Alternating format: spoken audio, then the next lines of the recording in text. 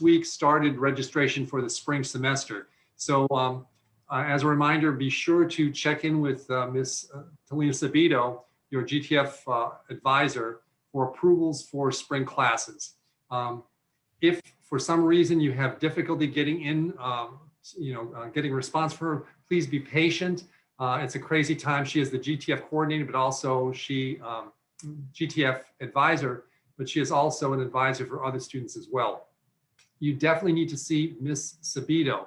So if you get in touch with advising and they recommend somebody else, please do not go to an advising session with anybody but Ms. Sabito. If you are an honor student or a Scholars Academy student and you're meeting with your advisor, out of courtesy, also touch base with Ms. Sabito so she knows where there's just a few people that are also in those programs. So I want to make sure that she has an opportunity to work with you all. She's familiar with the eligibility requirements and she can guide you. Next fall, you'll be moving along to an advisor from the college in which your major is housed. So that's the first thing I want to mention. November 2nd was the first day for that. Thank you very much. I've enjoyed actually kind of seeing you with masks on, coming by to pick up your GTF polo shirts. Out of 40, I have 5 more, and I've touched base with those students. I think I'll be seeing some early next week. Reminder also, I only received, 35 students have picked up the shirts already, and I've only received maybe 5 or 6 photos. So it's important that you take a selfie wearing the shirt, send it to me. I'm going to post it on the GTF webpage for the purpose of so that you can get to know each other, better, since we're not meeting face to face. I will post your picture. I will post your major, if anybody wants to connect with you, depending on major, and I will also post the high school affiliation so that you know how many are coming from each of the schools. If you want to get in touch with somebody, for example, you might say, hey, there's somebody who is a biology major in my cohort. I can connect the two of you. I'm not going to post your email addresses or phone numbers, but I can be the liaison between you. So just let me know, hey, I'd like to get in touch with this person. I'll ask the permission, then I'll connect the two of you. So again, registration, pictures, and as we wind down, this is the 11th week of the semester, only a few weeks left. Just want to remind everybody that we will have probably a debriefing toward the end of the semester, but also I have one more thing, a few more things to give you that I'll be distributing right around Thanksgiving. So another drive-by. I want to make sure you have all the things that I purchased for you, and hopefully you're enjoying the things that you had. I was waiting to see if somebody was going to be on, in our workshop today wearing the GTF shirt, but I didn't mention that. So Christy, thank you so much for the time. I'm going to be taking attendance as you're going through, and I'll catch up at the very end. Thanks again.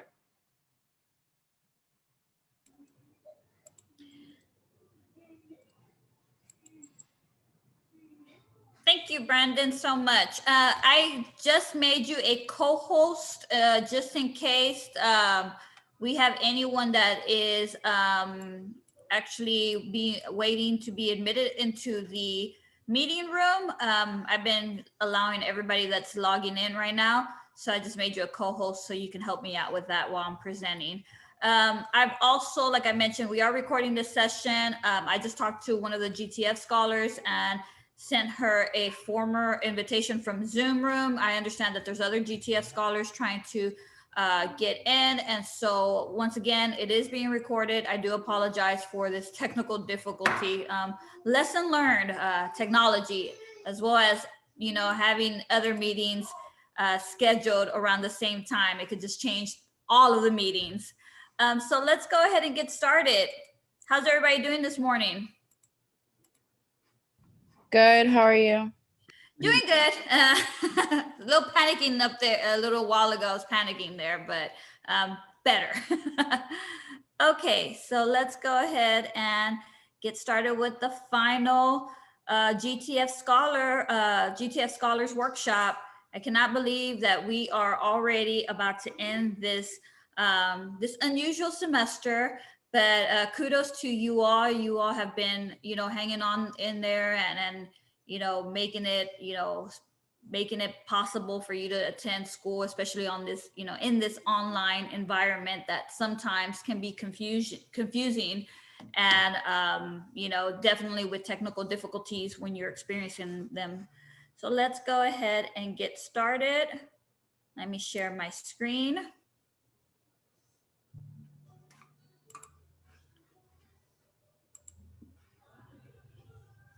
One second. Okay. So you should be able to see my screen. Okay, there it goes. Okay, so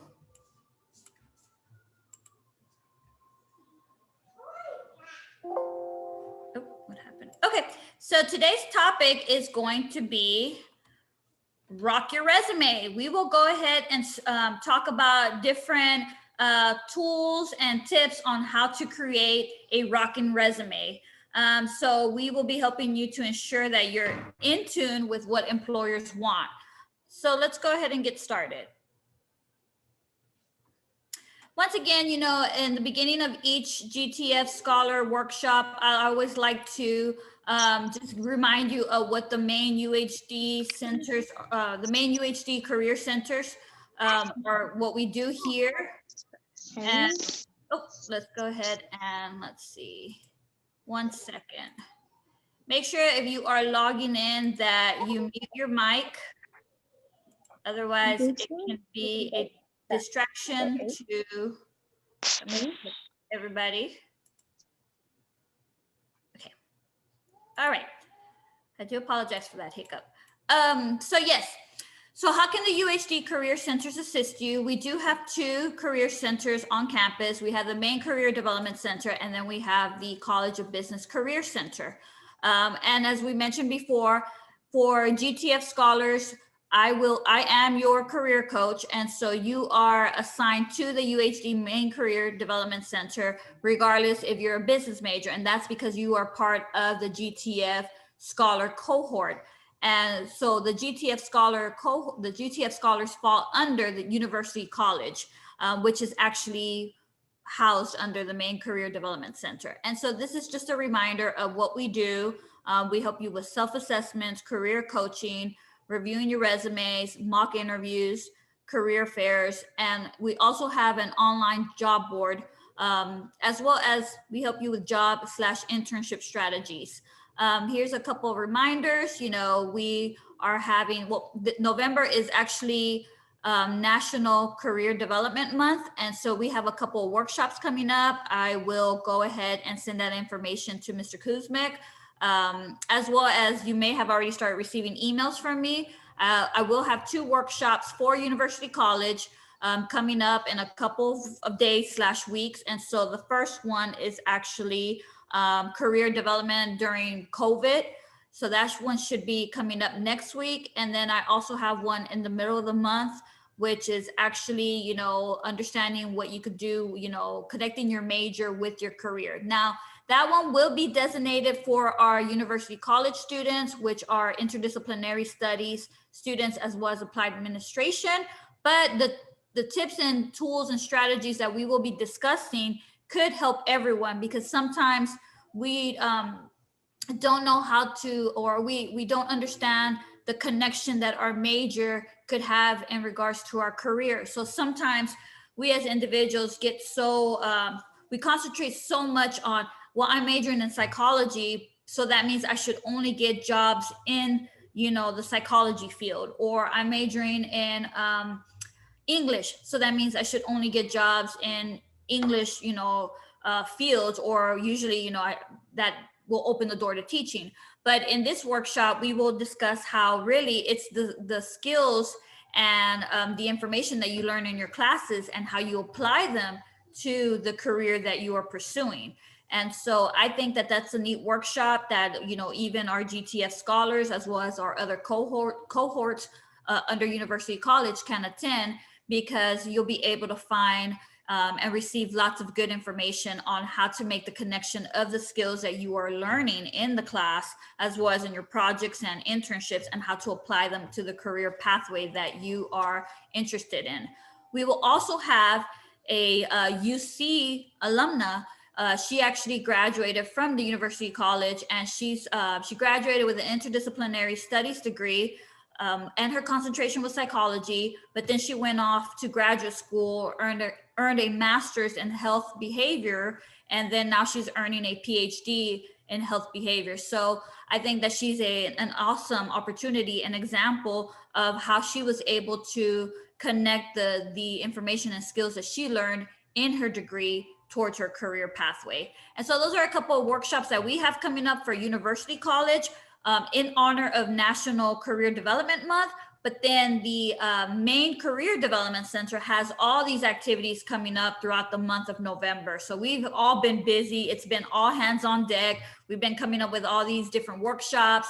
And it's been fun, and it's also been challenging in the online environment that we're in. But like we've always said, we are always here to serve you and assist you, whether we are doing it face to face or online. Of course, we do miss seeing everybody's face, but we're making it happen virtually. So I just wanted to give you a heads up of what we got going on for this upcoming month.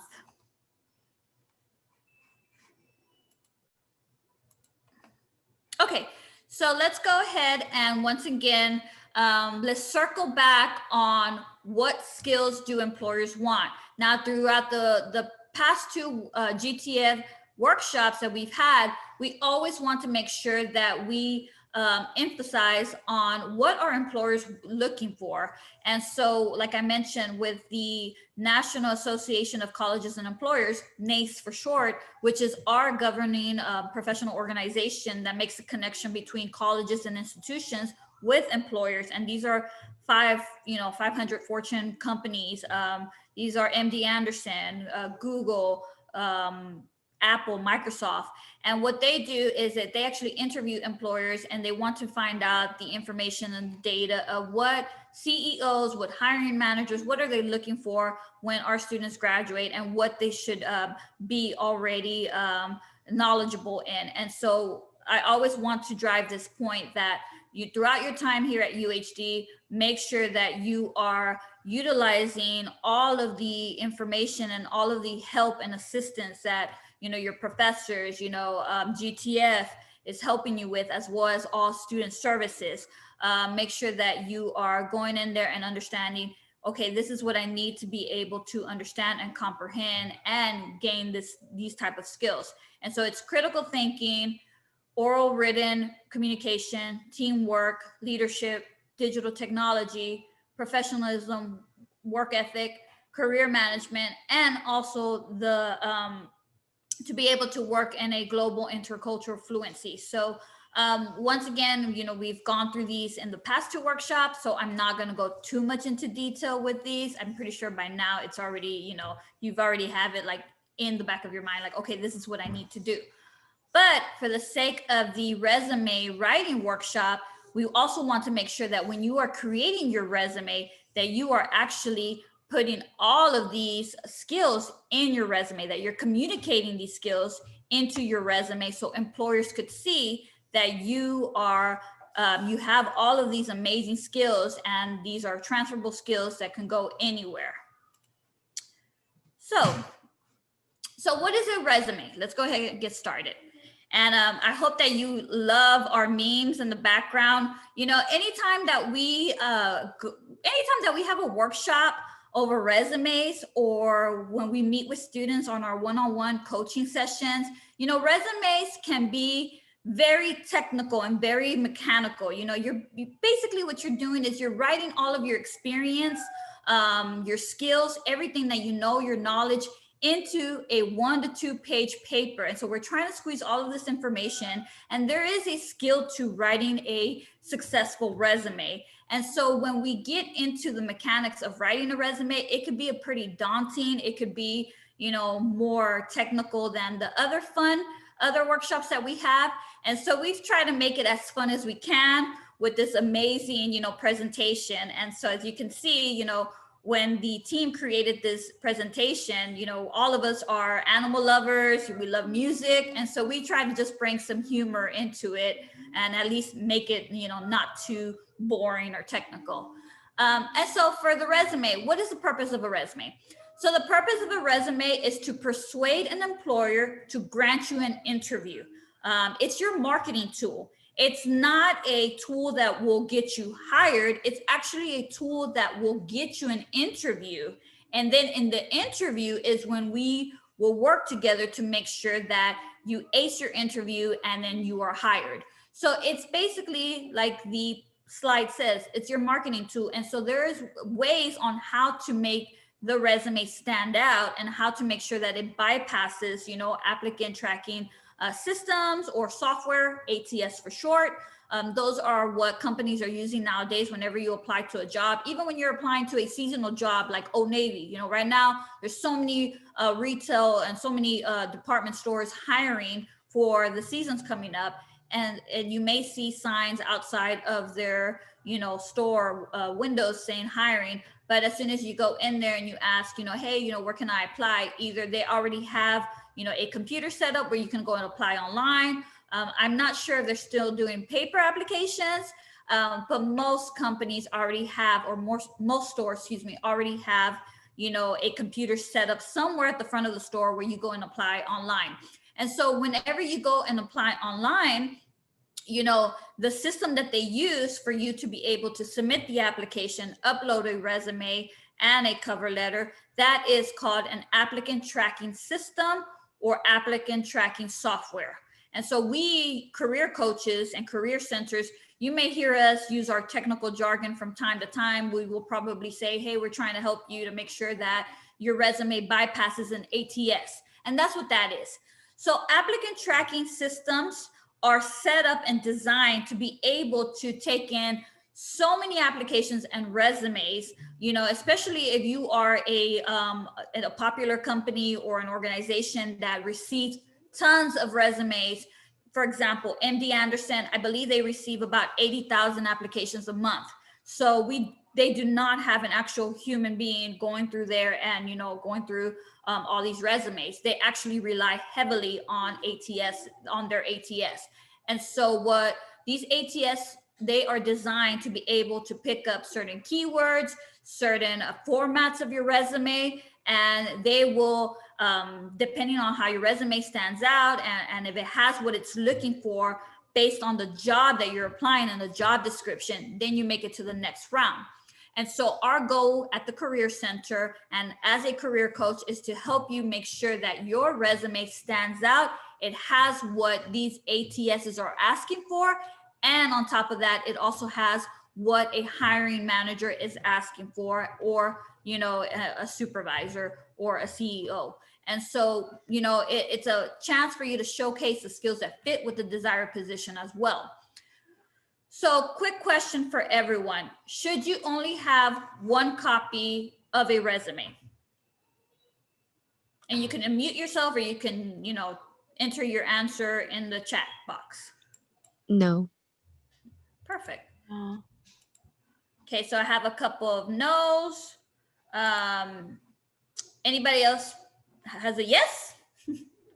Well, no and a yes, but like you have one original copy and you just change the objective to that company's name, and that's about it. Good answers. So yes, you all are correct.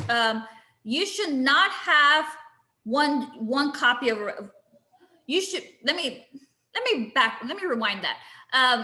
You should have one copy of a general resume. So yes, the resume that we help you, you know, that I would assist you with to create your resume would be one copy of your general resume. However, we are going to tailor that resume for each position or each internship that you apply to.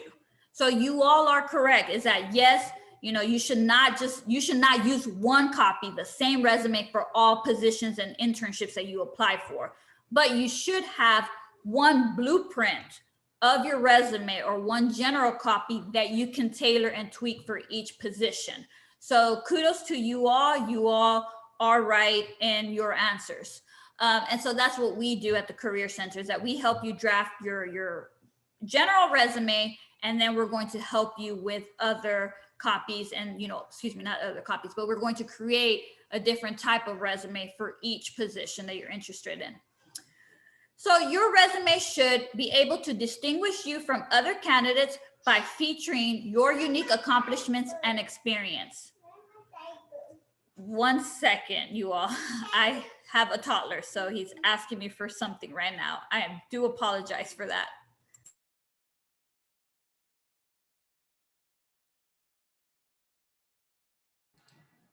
I'm actually going to jump in for 1 second and make a quick comment. I think it's important for, when you talk about your resumes and you have one in particular, or your original, and then you have different versions of it. It's critical to be sure that you are reviewing that resume before submitting it for things like, obviously like spelling errors. I'm reminded of the GTF application that I received last year from the 2019 students. And one student had a personal statement in there.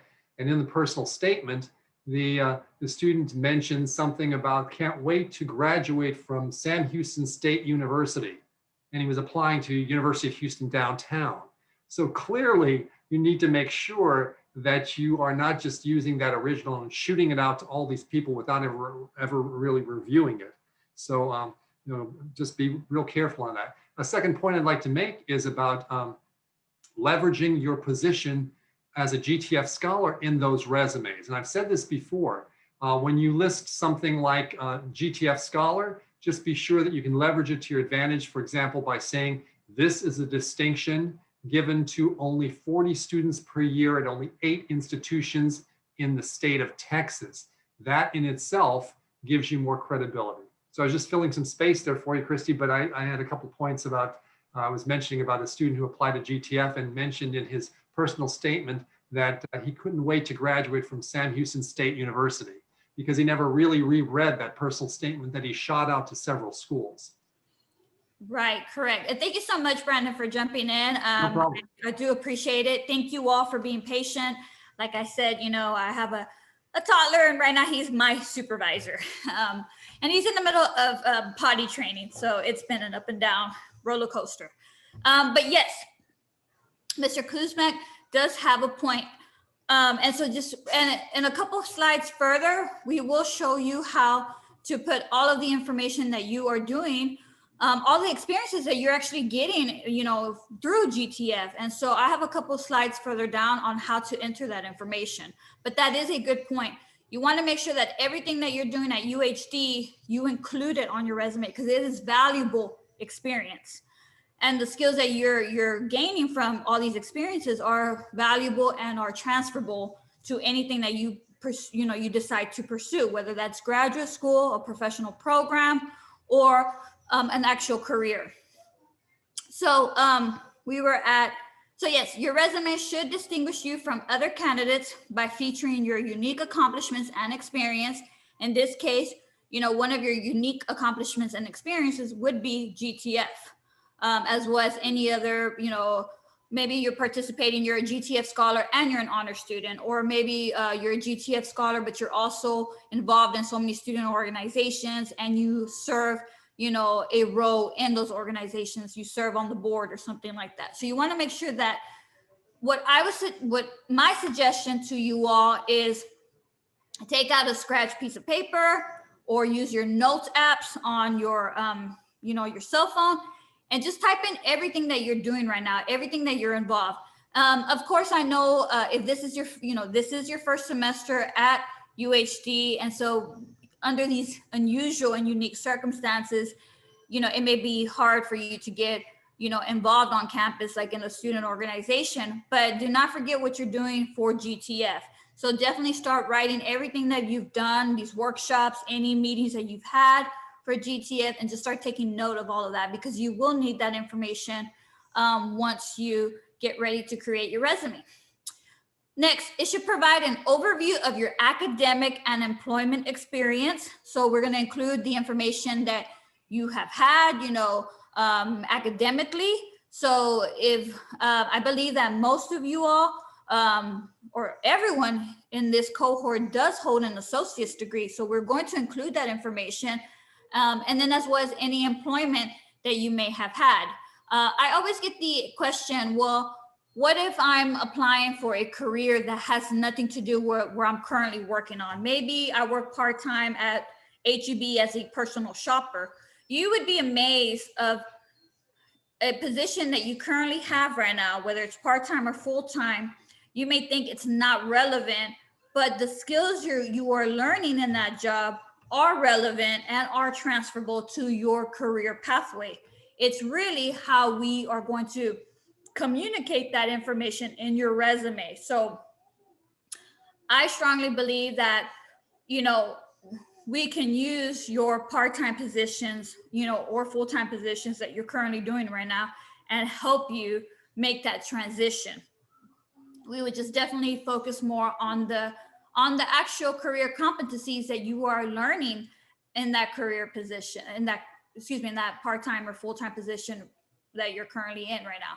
So for example, going back to the HEB personal shopper, as a personal shopper, you are actually, you know, learning how to work with, you know, different customers, their needs, you know, their wants, how to make sure that, you know, the transaction from A to Z is, you know, smooth and that the customer leaves, you know, satisfied. And so see, that's how we're able to take all of that.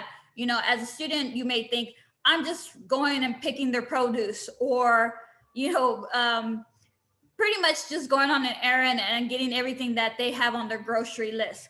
But you are actually, you know, assisting customers and making sure that when they come and pick up their curbside, that they are satisfied. So it's just how we communicate the information.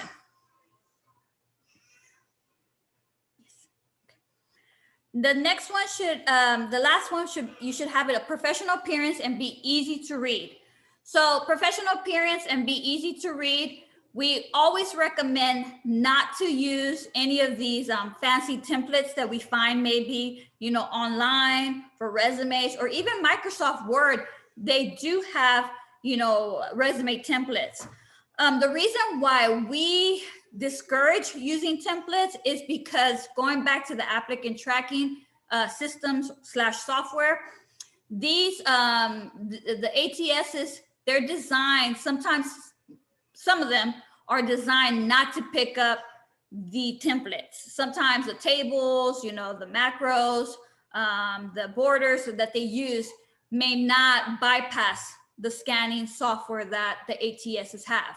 And so that's what we recommend is just your, you know, your traditional Microsoft Word document, and you would create, you know, you would enter all of the information, format the fonts, you know, bold, italic, borders, and all of that. So that's what we recommend. And it should also be easy to read on the, you know, for the person that's reading your resume. And it is true that recruiters spend about 6 to 7 seconds reading your resume, especially, you know, for these companies that are receiving so many resumes. But even then, you know, if you have a smaller organization, maybe a nonprofit, you know, just even when you are hiring for a position and you have an interview committee and you're getting everything ready to be able to interview future candidates, you know, sometimes just, you know, you don't really have so much time to actually go through all of the different applicants' material. And so we want to make sure that, you know, it's easy on the reader.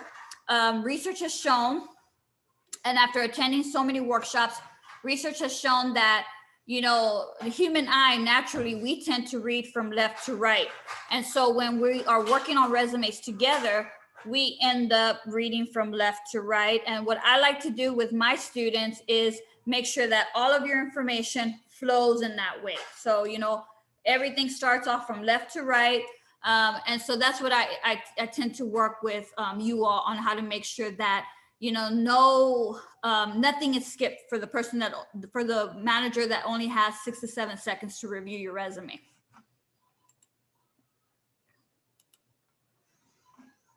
What happened here?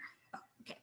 So these are the content areas of your resume. So at the main career center, we do have a resume format guide. And that's what we call this template right here. Excuse me, let me go backwards. We don't like to use the word template because we don't want to confuse everyone. It's a resume format. And so this is the resume format that we use. And so we do have a guide that shows you how to create this resume, also shows you the purpose and how you should format your accomplishment statements, which are your bullet points for your experience or relevant projects. And then it also has a list of strong action verbs. And you will also have a copy of this resume format. And so you can see that everything that has an orange arrow right next to it is required information. So, you know, this is your resume heading. It is not a header. So do not use headers on your resume. You want to make sure that you stay away from headers because once again, when you use headers, the applicant tracking systems cut off headers sometimes. So I'm gonna give you a couple seconds just to review it and we will continue to discuss this.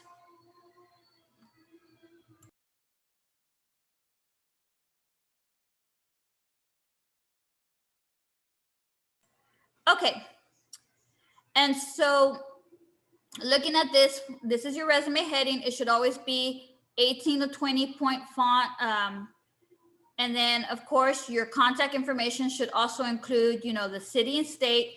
You do not have to include your physical address because nowadays we have emails and we have the LinkedIn profiles and all of that stuff. So just including your city and state will help you.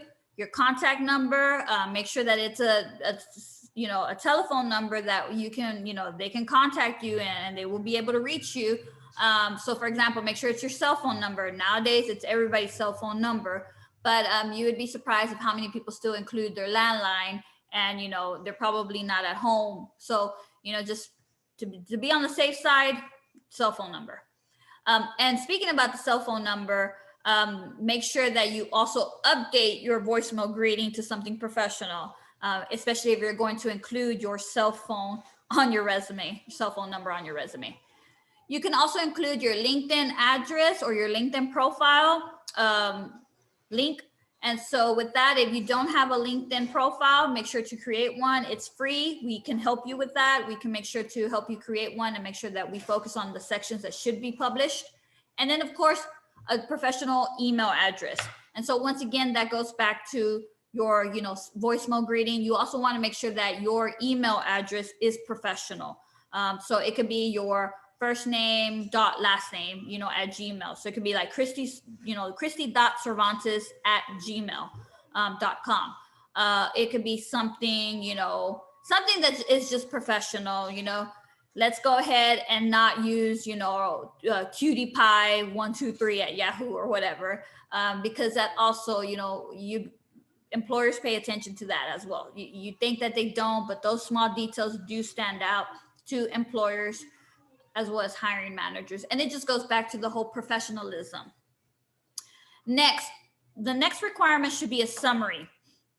So the summary is, would be your, I want to say it's not your objective because objectives are outdated. Summary is just a quick introduction, a personalized introduction to who you are and the purpose of the resume. So think of it as your elevator pitch.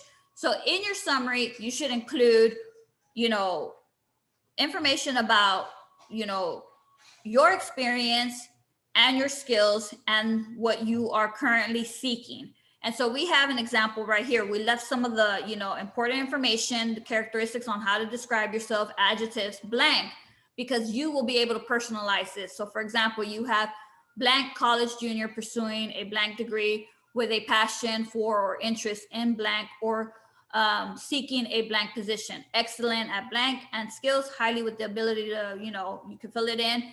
So you would just describe hard and soft skills relevant to your career goal. So this is a good example where you can utilize that you can use and you just fill in, you know, you could say enthusiastic enthusiastic college junior pursuing a psychology degree with a passion for helping, children, seeking a youth specialist coordinator position, excellent at communication and organizational skills. And so this is where you would describe yourself. So as you can see that it is, like I mentioned, objectives are outdated because it really doesn't describe or add that personal touch to who you are. It also doesn't say, what key skills you hold. And so what we've done is we want to make sure that we emphasize using more the summary than an objective. The next required information would be your skills. Now, the skills section is a section where you would list hard measurable skills. So technical skills, software that you're knowledgeable in, like, for example, Microsoft Office, Adobe Photoshop. This section should only include technical skills. Technical skills are those skills that if you had to work on a project and your supervisor required you to create a flyer and you were well versed in Illustrator or Photoshop, you would be able to produce that flyer, or Publisher. Soft skills are communication skills, detail oriented, I would say a people person, positivity. Those are considered soft skills. Soft skills should only be included in your, this is where you would include that information. Summary or in your bullet points in your experience or your projects. And so that's one thing that we always want to make sure that students are aware, that your skills section should only include technical skills. And we've even given you an example on how to divide those technical skills. So for example, you can use this format right here where we have skills, then we have data. So data could be your Microsoft Office. Make sure to include in the parentheses what you know. So you could put Microsoft Office, parentheses, Word, PowerPoint, Word, Excel, PowerPoint. But make sure that you are familiar in with that software. Otherwise, you don't want to say that you're familiar with it and have knowledge, and then they ask you to create a technical spreadsheet in Excel. So you want to make sure that you are knowledgeable in that. Next thing would be like marketing. That's the next category that we include. So marketing can be marketing. We even include social media. So social media, make sure to include the platforms that you're familiar, and those could be, for example, Facebook, LinkedIn, Google, Pinterest. Other software marketing could be Adobe, Photoshop, or Illustrator. Here we have WordPress, Salesforce. And so just make sure that you are able to distinguish, okay, this is a marketing tool or data. And it's up to you if you want to divide your skills like this, data, marketing, language. It makes it easier on the reader. But if you decide just to have a skills section, just make sure that they're technical, measurable skills. The next required section would be education. So here's the information on how to write your education. You should only include institutions or universities that you graduated from. So for example, you all hold an associate's degree, make sure to include that institution that you graduated from, the type of degree that you graduated, your major, and then the date of your graduation. And for the date, it doesn't have to be the specific actual date. It could actually be the month and year that you graduated. And then you can also have a section where you can include your minor, GPA. Make sure with the GPA that you are listing GPAs of 3.5 or higher. And that's just because, usually with the 3.5 or higher, you pretty much are already headed or going to graduate with honors recognition. And there's nothing wrong with any GPA below 3.5. It's just, it usually stands out more if you have a 3.5 or higher. You don't have to include that information. Do not feel like you have to. But if you want to go ahead and make sure like, hey, I have a 4.0 GPA, then yes, make sure you include that information. Make sure you also include honors if you're part of the dean's list and how many semesters. In the parentheses, you could say, deans made the dean's list fall 2020, spring 2021. Or you could say 3 out of 5 semesters, depending on how many semesters you'll be here at UHD. Any awards that you've have earned, activities. This would also be where you include GTF. You can include the GTF scholar information here. Any student organizations that you've held, and just information that has to do with the activities that you're involved. Relevant courses, that's also something that could help you. Let's say, for example, you're graduating from UHD and you are trying to enter into a computing, or software company. You can also include the courses that you have taken, as a computer science major. And then if you've done study abroad, make sure to include that. So these are all the required information: contact information, summary, education, experience, skills. Then you have the optional information. Optional information is, going back to that example that you're just graduating, maybe you focused on group projects, getting involved at UHD, your classes, and maybe you don't have a lot of actual professional experience. You do have an internship, but maybe you're just, stepping into the professional world out after graduation. You can also include relevant projects. You can include what you're doing in your classes, any projects that you've had. Most times students don't realize that is experience. It's not paid experience, but what you're learning in the class is also what you will be doing out there on the actual job. So there is a way on how to format your relevant projects. And we've actually have been able to format that like if it was an actual job, because it is a job. You're just learning the training and you're getting that through school. And so you can have a section, maybe you have been working in a certain field and you're trying to transition into another field. We can include what you've been doing at UHD under relevant projects. Then of course, you have your experience. That's actually, getting myself ahead. The relevant experience is actually mandatory. And I know I overlooked that. So your relevant experience is your professional experience or any type of positions you've held where you have learned transferable skills. And so for your experience, you want to make sure that you format the company, the company's name, city and state, the time that you've held the position, as well as a position title. Then this is where you start using the bullet points or creating your accomplishment statements. And then the last section would be the volunteering, which is also optional. So for the optional information, that could include relevant projects, volunteerism, study abroad, leadership, publication. Now, when it comes to being a student and graduating after UHD, I would include a mixture, definitely include all of the required information, but include the relevant projects, because that's going to show that you've received the training you needed for that specific career that you are pursuing. Volunteerism, especially if you volunteered at an organization or place that could help you get the experience for the career you're interested in. As well as leadership in student organizations, and even student organizations, even if you're just an active member. And feel free to chime in if you have any questions, throughout the workshop. Resume formats. These are just some tips on how to make sure that you format your resume successfully. So you want to make sure you use bullets for your accomplishment statements, not paragraphs. There's some resumes out there that will encourage you to use paragraphs. I would say bullet points because it's easier for the applicant tracking systems as well as the hiring manager to read through everything. Use periods consistently or not at all. So if you're going to use a period at the end of your bullet point, use them throughout your bullet points, or don't use them. It's either one. Don't have like one bullet point with a period, then the next bullet point without, and then the other one, kind of like a sequential pattern. Don't do that. It's either all of them or not. Margins should be between 1/2 inch and 1 inch.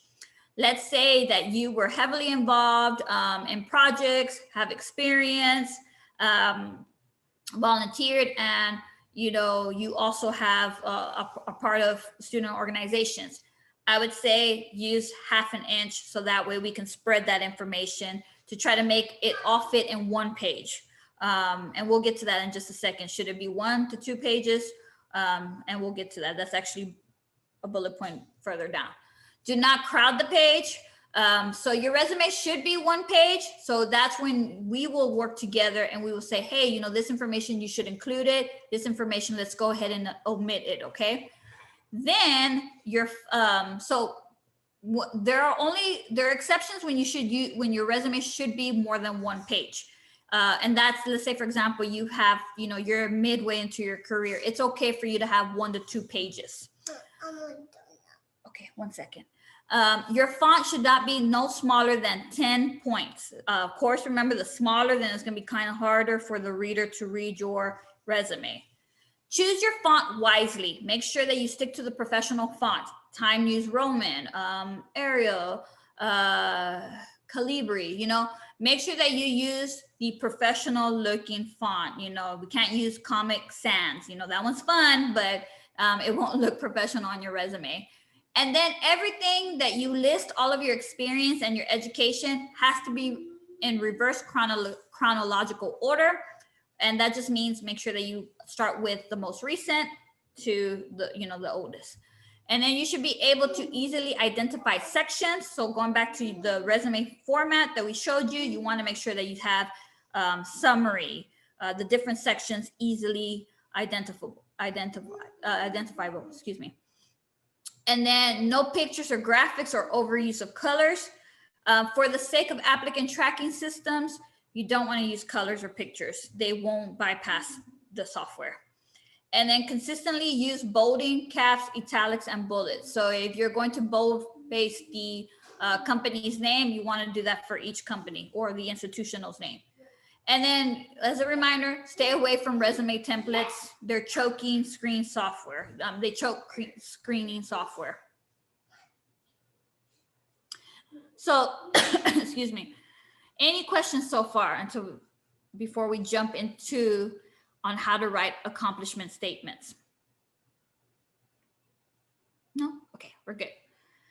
And if you do, we can go ahead and discuss those questions at the end. So for how to write bullet statements or accomplishment statements, effective bullet statements, you want to use the STAR method. The STAR method stands for starting your bullet point with a strong action verb, listing the situation or task. So for example, what did you do? What were you involved in? And then what skills did you use? And the skills section is actually the action. So the situation is what did you do? What were you involved? The action is what skills did you use? And then the result. So it's gonna, as long as you are sticking to using the STAR method, and then on our resume format, you may see a STAR method, and that just includes the A, which stands for the action verb. So starting your bullet point with a strong action verb, naming the situation or task that you were assigned, the action that you took, and then the result, you will be able to write effective accomplishment statements or bullet points. And then anywhere that you can, make sure you quantify, include the result, outcome, or learning of your action. Quantify with numbers. This is the only time that you can use numbers, dollars, and percentages. I know, you know, when it comes to English, you know, they tell you, no, you have to write out the actual number. No, this is when you can use the number. So if you accomplish, let's say you work with 10 customers a day, write 10. The reason why you are allowed to do that with resumes is because applicant tracking systems actually pick up numbers, percentages, and dollars. So if you save the company $1 million, make sure you write out $1 million because they will be able to pick that up. And so this is a quick little visual format, the skill, what you did, how you did it, and then the why and the results. You want to make sure that with your bullet statements, they are not, you're not listing the job duties that you had. You're listing what you yourself, for example, what Christy did as a career coach, because anybody can get a description of what career coaches do, but what did I do at my time, you know, at UHD as a career coach, my accomplishments. And here's an example of how you carry out the STAR method or the A-STAR method here. Give you a couple seconds. I do apologize if you hear my toddler in the background. He's having like a theatrical play out over there, which I'm fine as long as he's occupied. And so here's an example. So for example, you know, recruited and managed a team of 10 volunteers to carry out a campus-wide orientation, resulting in a 90% participant satisfactory rating. And so as you can see, it's basically saying, you know, for this example is, you know, I conducted orientation or I participated in, you know, UHD freshman orientation or transfer orientation. So that's something so simple, but we were able to write an effective accomplishment statement by using a strong action verb to begin the bullet statement. So recruited and managed instead of saying assisted in orientation. And then I said, you know, how many people I managed in my orientation team. And so it's 10 volunteers to carry out a campus-wide orientation. So we want to make sure that, hey, it wasn't just a small student orientation, it was campus-wide. So whoever is actually reviewing your resume can go to UHD and look at, well, how many students are enrolled at UHD? Wow, almost 15,000 plus. That's a lot of students. And resulting in 90% participation. And so, like I said, bullet points can become a little bit technical when we're trying to communicate your accomplishments. And that's where we will be able to help you. And so in this one is, you know, it's all about your transferable skills. It's how you say it.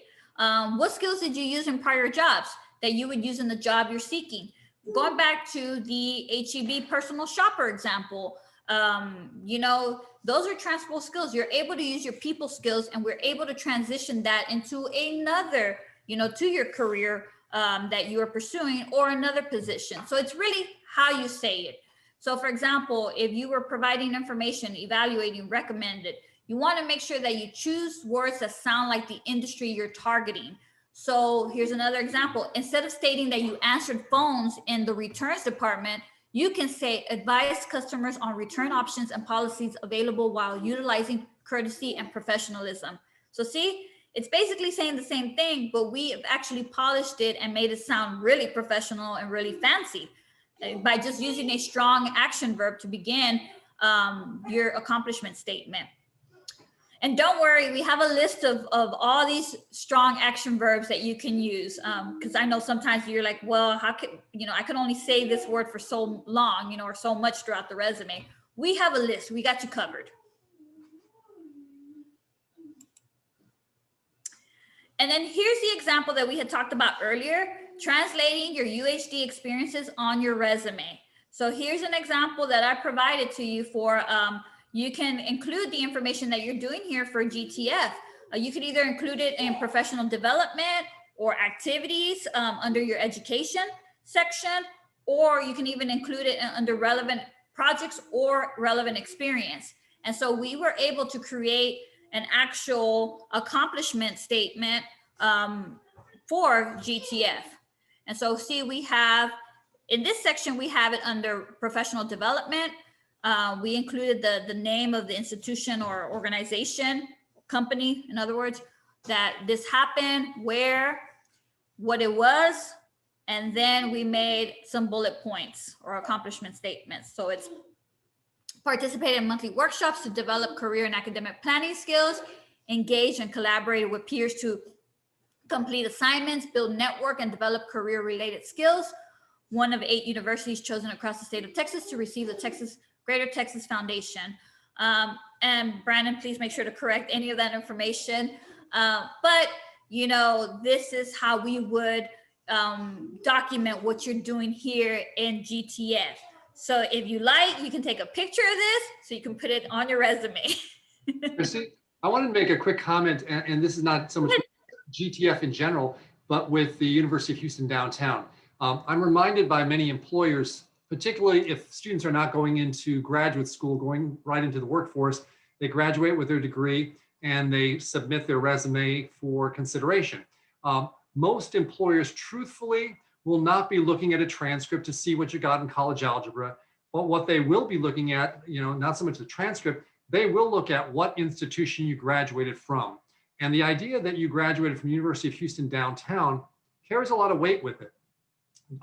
Dr. John Hudson, who's the head of the Center for Diversity, Equity, Inclusion, says many times during orientations, he said, the fact that the University of Houston downtown has been recognized as one of the most diverse liberal arts colleges west of the Mississippi by US News and World Report and many other sources plays well for students graduating from this school. So I'm not sure where it would play into the resume, but I do feel like, for example, employers are always looking for evidence of leadership or evidence of diversity training. You don't need diversity training when you've graduated from a school that is as diverse as we are. So somewhere perhaps in the resume, you could put a line or two about you're graduating from an institution that has been recognized as one of the most diverse liberal arts colleges in the nation.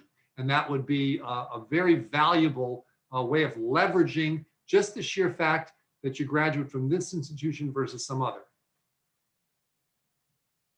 Yes, great point. That is true.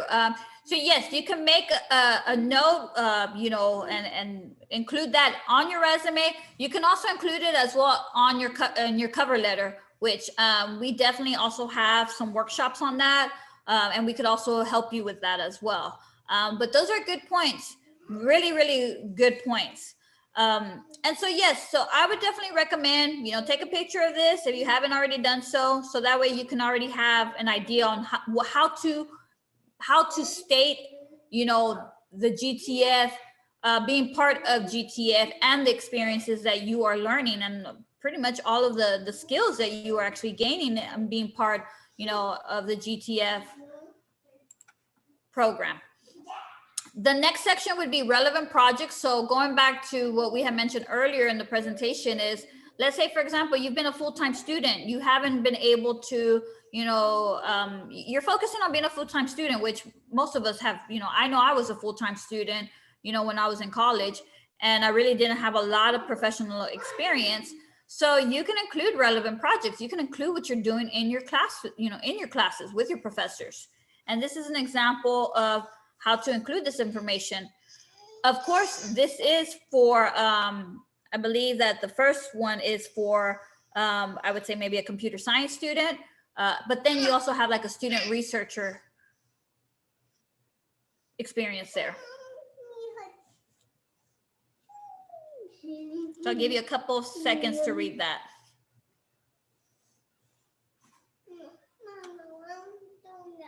Okay, 1 second. Okay.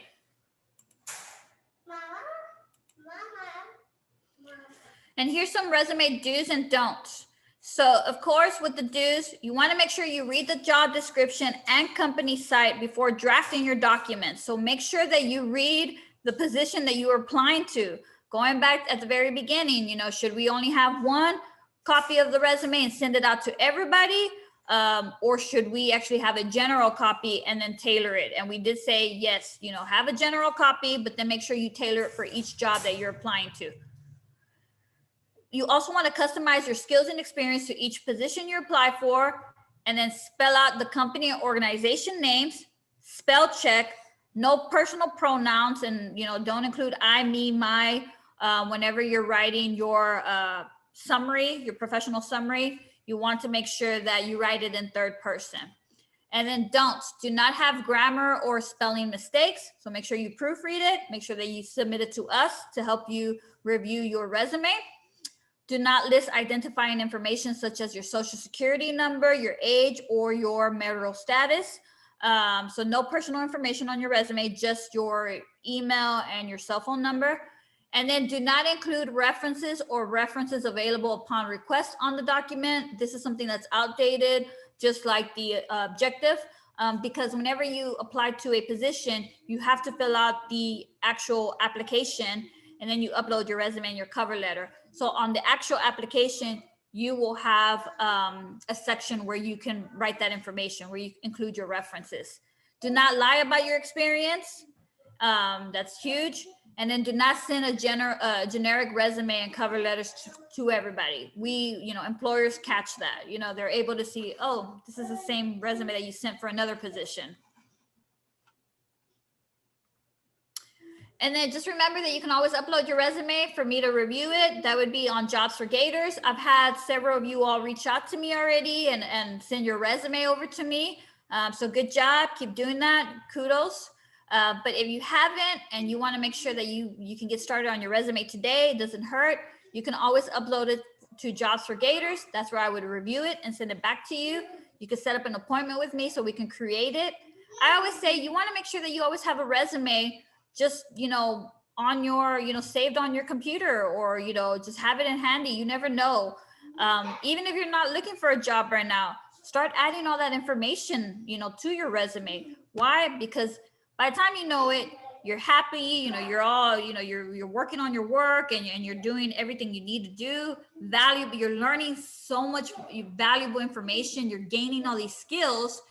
And when it comes to you writing a resume and you need one, you go blank.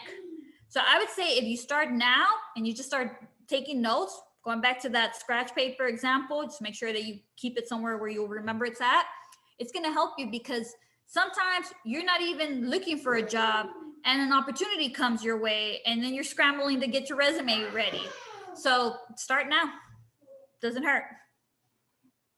Every professional person, every professional will tell you that they always have a resume in handy and they're always updating it, whether it's once a year or once a semester, they're always updating it because of that, because you're not looking for a job. You're just going on with life. And then all of a sudden an opportunity is thrown your way and you're like, oh, got to hurry up and, apply for that job. Let me send my resume. So you just always want to make sure you have one in handy. And so that concludes our workshop. Thank you from the bottom of my heart for being understanding today, especially with the technical difficulty we had with the password. I am recording this, and thank you so much for being patient and having patience with my toddler in the background that is creating a play out there. He's acting out some type of role. And if you could please complete the brief survey, today's presentation, just make sure you use a QR code or the tiny URL and let us know how we're doing and what we can improve, or what you like or what you didn't like. Any questions? No. No, ma'am.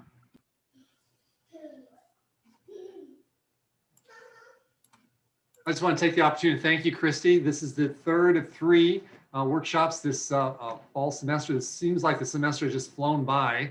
We'll be touching base again in the spring for some other opportunities. I tell all the GTF scholars, as I tell everyone, that take advantage of this wonderful opportunity to work with a career coach. There is absolutely no fee whatsoever involved. It's part of your part of the privilege of being a student at the University of Houston downtown, and especially being a GTF scholar. So let Christy work with you, whether it's for resume writing, whether you're talking about a self-assessment to see if you're on the right track for your career, for internships, a lot of different possibilities. Again, there's a support team here to ensure your success. And if you don't take advantage of those opportunities, they become just missed opportunities. So again, thank you. Reminder to everybody who came in maybe a little bit later, if you have not yet sent me a picture wearing your GTF shirt, please send me that so I can post it on the website so you can get to know each other a little bit better. Okay. Thank you, Brandon. And yes, I will be sending Mr. Kuzmek all that information that we have going, all the wonderful opportunities and events that we have going on this for this month. Like I said, yes, the semester has just flown by. I was actually letting Mr. Kuzmek know, like, my plan was to send you all the reminder on Monday, and all I knew is it was Monday, and then next thing you know, it's Wednesday. And so, because we just been so busy, actually planning out all these logistics for this month. So I'll go ahead and send Mr. Brandon that information. Thank you, Christy. Thank you. Take care, everyone. Thank you. Enjoy Thank you. your weekend. And I'll touch base with you.